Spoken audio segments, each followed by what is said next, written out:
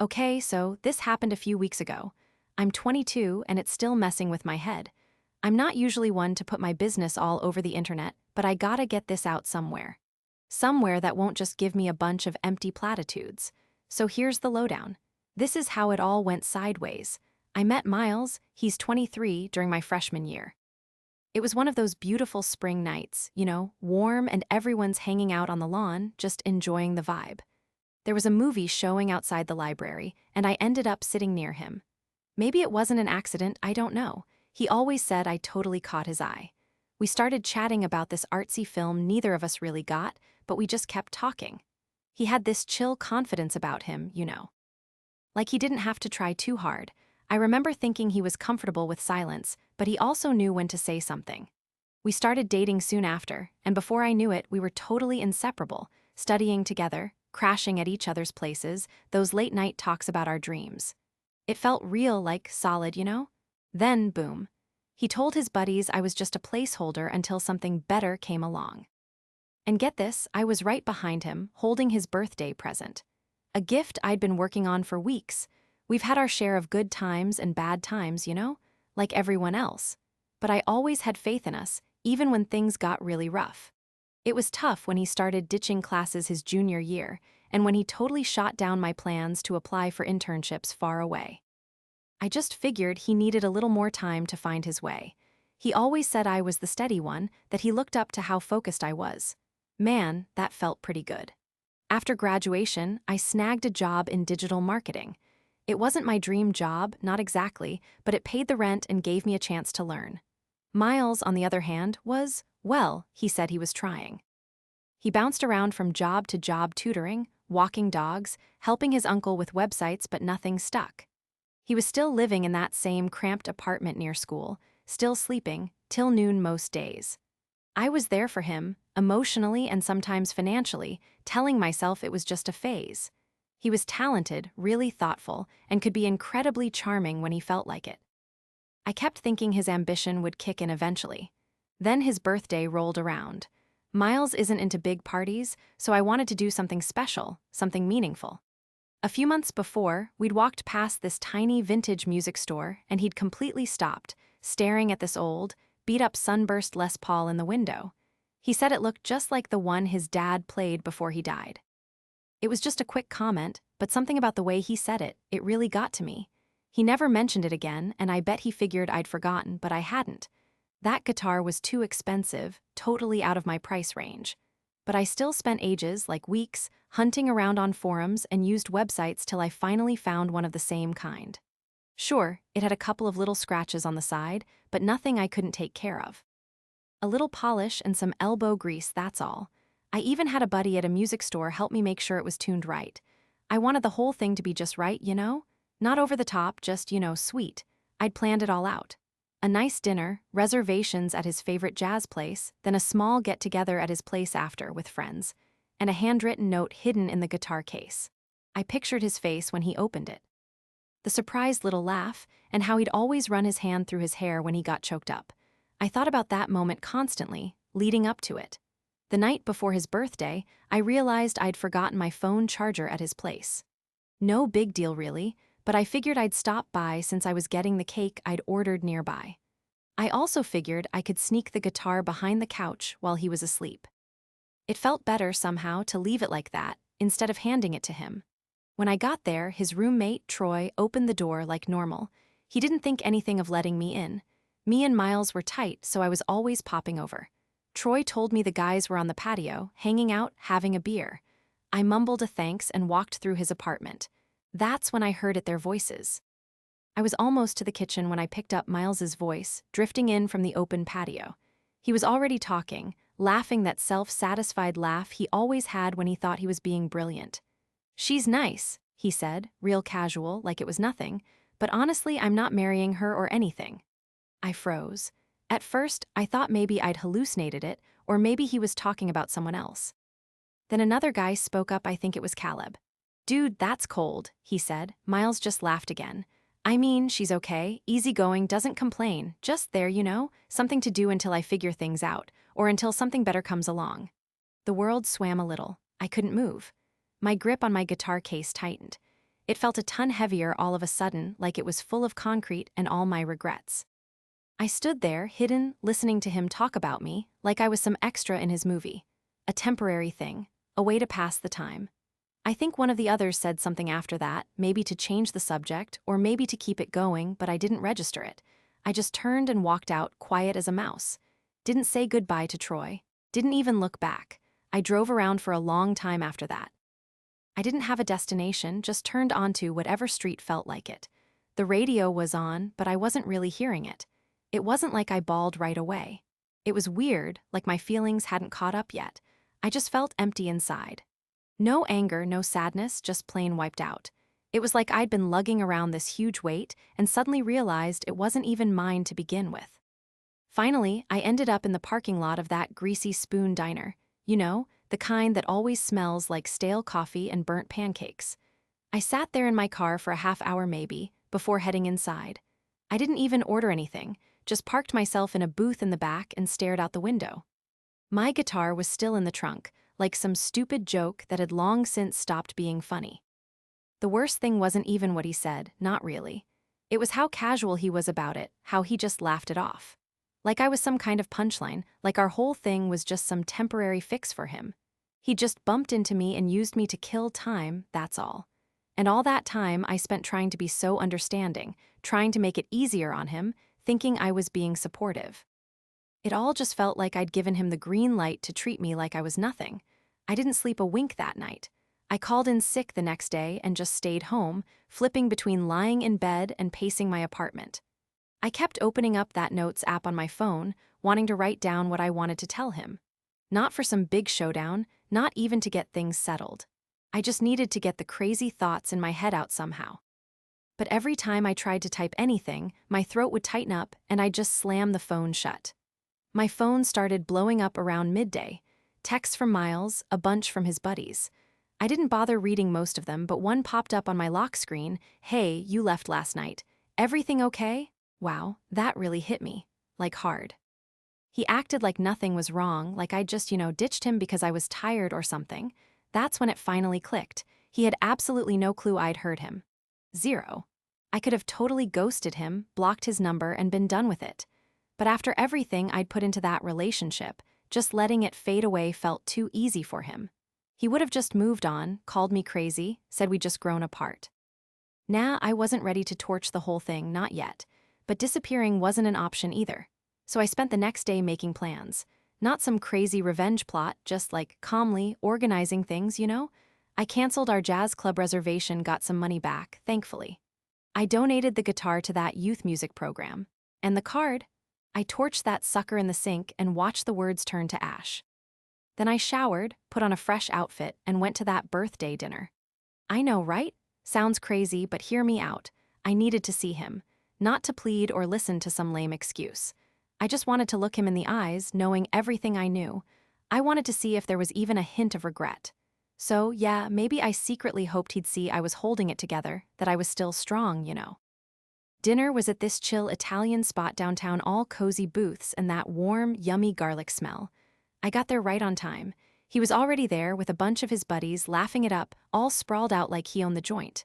He looked up, grinned when he saw me, that same old smile, like nothing was wrong. Hey, you, he said, getting up for a hug. You okay? You kinda bolted last night. I gave him a quick hug back.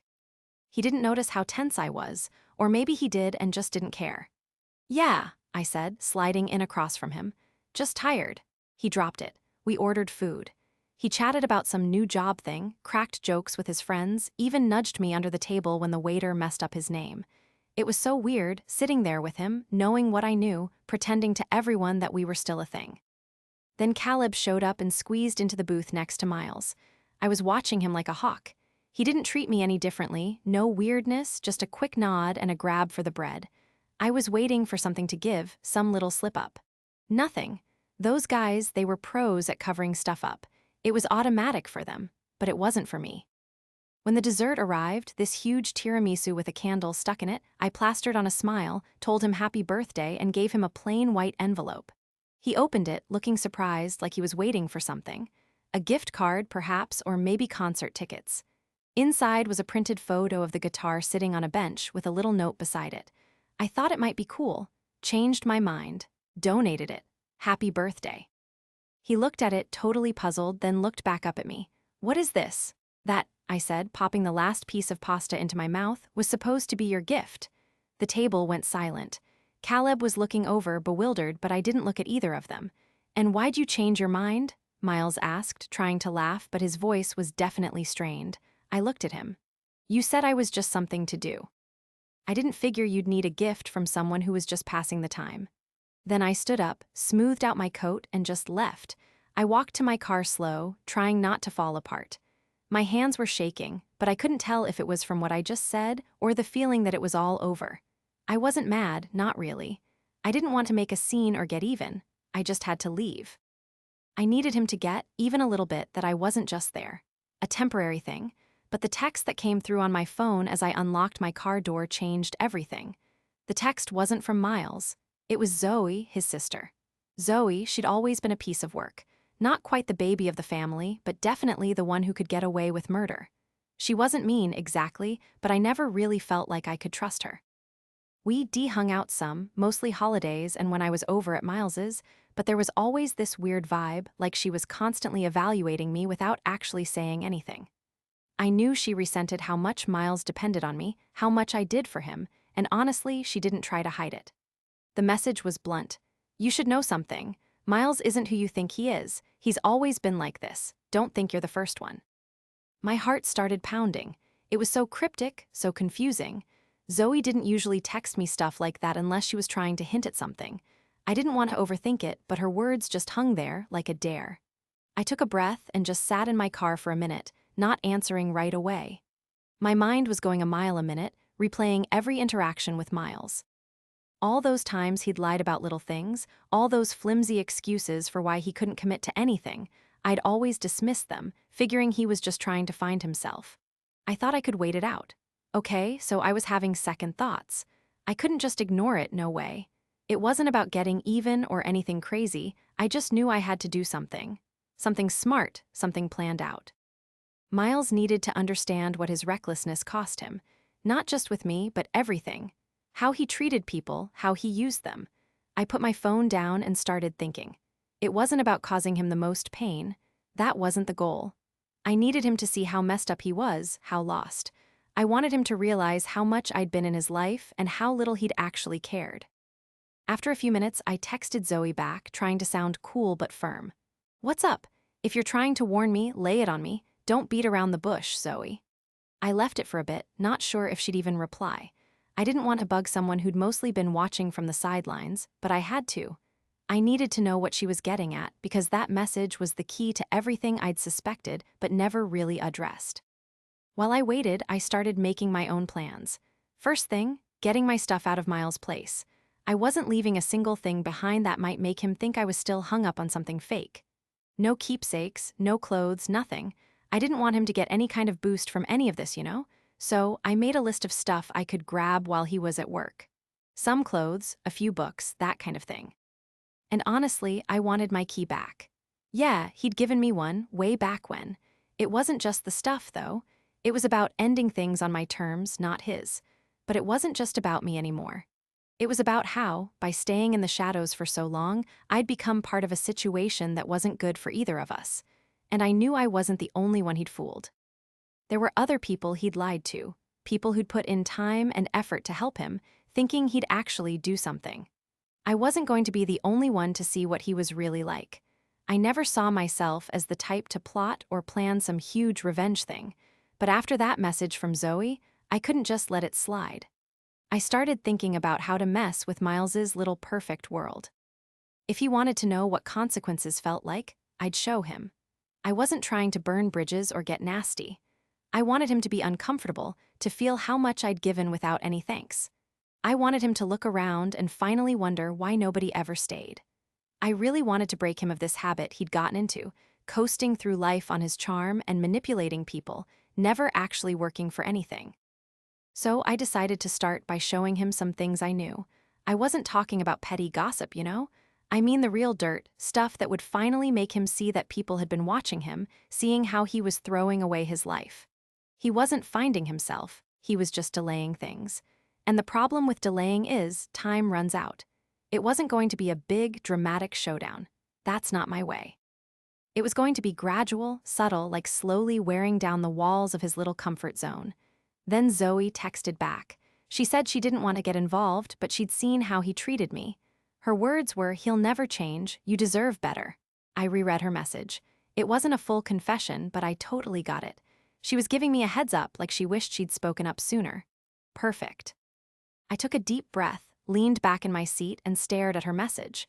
The way she wrote it, there was something defeated in her tone. It hit me then I wasn't the only one he'd screwed over. She knew him, and it was clear she'd been waiting for me to see the light. That changed everything. Suddenly, this wasn't just about Miles anymore. It wasn't just about retrieving my belongings or even hashing out why I was so wounded. It was about seeing the pattern. The way he'd treated me was exactly how he'd treated everyone else. He'd just keep taking, and when there was nothing left, he'd bail without a second thought. So I made up my mind. The next day, I went to his place. He wasn't around, which was perfect, actually. I gathered all my stuff. The clothes, the books, everything that had been mine. I didn't take much. I didn't want reminders of a person who'd never really been there. I left the key on his kitchen counter with a note that just said, "I'm done. I gave you everything and you gave me nothing." I didn't expect a response. I didn't need one, but then something unexpected happened. I didn't hear from Miles right away, and to be honest, at first, I couldn't have cared less. A few days passed, and I just kept going. Work, running errands, hanging out with friends. I didn't feel alone. I wasn't angry anymore. I just felt free, like a burden I hadn't even realized I was carrying had finally vanished. And then, on the 5th day, I got a text from Zoe again. "I think Miles finally gets it," she wrote. "He's been blowing up my phone." Apparently, he didn't realize how far he'd pushed me away. I didn't reply right away. I wasn't looking for an apology or a big show. The truth was, I was over it.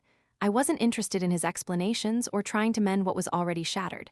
But a few days later, he called. I wasn't sure if I should even answer, but I finally did. "Hey," he mumbled, his voice sounding so worn out. I wanted to talk, to say I'm sorry for how I've acted." I didn't interrupt him. I didn't even raise my voice. I just let him speak. He started going on and on about how he'd been so selfish. He realized he'd taken me for granted. He said he couldn't see it back then, but now he got how much what he'd done had hurt me. I'd heard all this from him before, but this time it was different. Maybe because I wasn't hoping he'd change anymore. Maybe because I didn't need him to. "I don't want your apology," I said, keeping my voice steady. "You can't just keep saying sorry for the things you've already done. You've shown me who you really are, Miles, and I'm over letting you treat me like I'm garbage." There was a long silence on the phone. "So, that's it?" he finally asked. "Yep," I said. "I gave you a shot, and I'm not going to keep playing along." He kept trying to explain himself, but honestly, I wasn't listening anymore. I didn't need to hear the words. I already knew the whole story. I knew I'd wasted all that time trying to fix him. I didn't need him to give me any kind of closure. I already had it. After that, he never called again. He didn't try to get to me through anyone else either. It felt like a real ending, which was something I wasn't expecting to feel. It was quiet, but it was also peaceful. Then, a couple weeks later, Zoe reached out. We had a quick chat, and she told me that Miles was a total wreck. He was saying, "I'm sorry" to everyone, trying to pick up the pieces. But then Zoe said something that really hit me. She said he'd never truly change until he got it through his head that it wasn't just about him. And it wasn't like she was being mean or anything. Zoe wasn't being smug. She was just plain worn out, and I could tell she'd been waiting for him to see his own flaws for ages. That's pretty much how things wrapped up with Miles. He just sort of drifted away, no big goodbyes, no dramatics. But honestly, that was fine. I didn't need the theatrics. I didn't want some huge fight or a big, showy apology. The feeling of peace I found by walking away was worth way more than anything he could have said or done. As for me, I started focusing on myself. I started to dig back into the stuff I'd put on the back burner, all the things I'd ignored while trying to make a relationship work that just wasn't built on anything solid. I started saying yes to the things that made me happy, the things that didn't depend on anyone else's approval. Eventually, I finally got to go on a trip to a place I'd always dreamed of visiting. It was something I'd been talking about forever, but I'd always put it off. But this time, I went solo. And it was exactly what I needed. It reminded me that I was the one in charge of my own happiness, that I didn't need anyone else to feel whole. I don't even know what happened to Miles after that. Zoe said he was trying to get his act together, but honestly, I didn't really care. I didn't see any of it happen, and really, that was his deal to deal with. I knew I'd done what was right, and that was all that mattered. Zoe and we stayed in contact a bit. We weren't exactly super close, but she seemed to get how I'd played it. Perhaps, just maybe, it made her think about stuff in her own life a little differently too. Looking back, I understood that the so-called revenge wasn't about some huge scene or face-off. It wasn't about seeing Miles sweat. It was about me finding my own calm. In that piece, I discovered a whole new level of resilience. That gave me all the closure I needed, plain and simple.